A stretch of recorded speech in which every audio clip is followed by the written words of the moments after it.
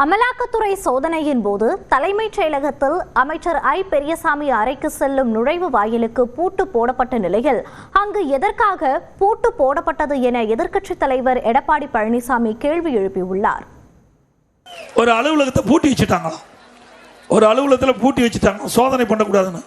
நீங்க தான் உத்தமர்னு சொல்றீங்கல்ல, திறந்து விடுங்க, பார்த்துட்டு போட்டோம், என்ன தப்பு இருக்குது? உங்களுக்கு பயம் இல்லைங்கிறீங்க, நாங்க எந்த தவறும் செய்யலைங்கிறீங்க, அப்புறம் ஏன் பூட்டி வைக்கிறீங்க ரூம? திமுக கூட்டணி தலைவர்களை எதிர்க்கட்சித் தலைவர் எடப்பாடி பழனிசாமி கொச்சைப்படுத்துவதாக சாடியுள்ள முதலமைச்சர் மு.க.ஸ்டாலின் கூட்டணியில் பிளவை ஏற்படுத்த எதிர்க்கட்சிகள் செய்யும் சதி வெற்றி பெறாது என சூளுரைத்துள்ளார். கருப்பும் சிவப்பும் சேர்ந்ததுதான் திராவிட முன்னேற்ற கழகம். எங்கள்ல பாதி நீங்க.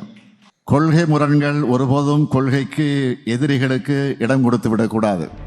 இந்திய கம்யூனிஸ்ட் கட்சியின் மாநில மாநாட்டில் இவ்வாறு பேசிய முதலமைச்சர் மு.க.ஸ்டாலின் திமுக கம்யூனிஸ்டுகளின் நட்பு கொள்கை நட்பு எனவும் தங்களிடையேயான நட்பு வலுவாக இருப்பதாகவும் தெரிவித்தார்.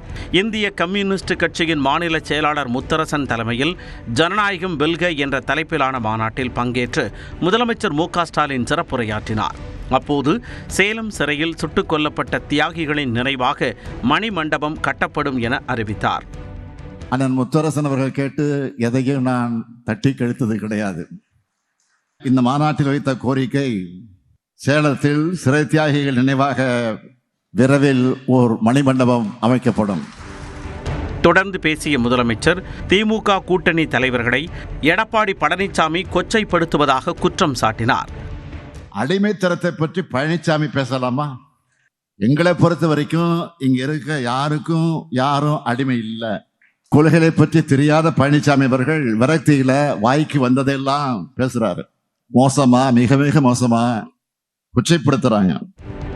கூட்டணியில் இருந்தாலும் நியாயமான கோரிக்கைகளை விமர்சனங்களை வைக்க கம்யூனிஸ்ட் கட்சி தயங்கியதில்லை என கூறிய முதலமைச்சர் மு.க.ஸ்டாலின் திமுக கூட்டணியில் விரிசல் ஏற்படுத்த எதிர்க்கட்சிகள் முயல்வதாக சாடினார்.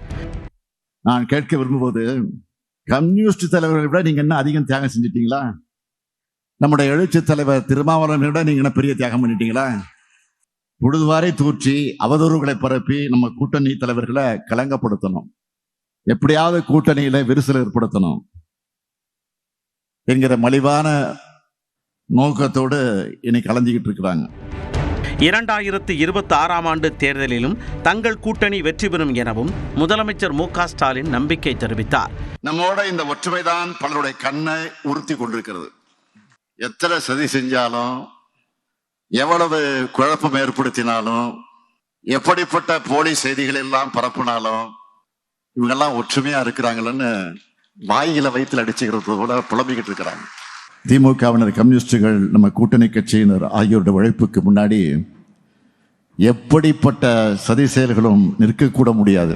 இந்த மாநாட்டில் இந்திய கம்யூனிஸ்ட் கட்சியின் அகில இந்திய பொதுச் செயலாளர் டி. ராஜா, தமிழ்நாடு காங்கிரஸ் தலைவர் செல்வ பெருந்தகை உள்ளிட்டோர் பங்கேற்றனர்.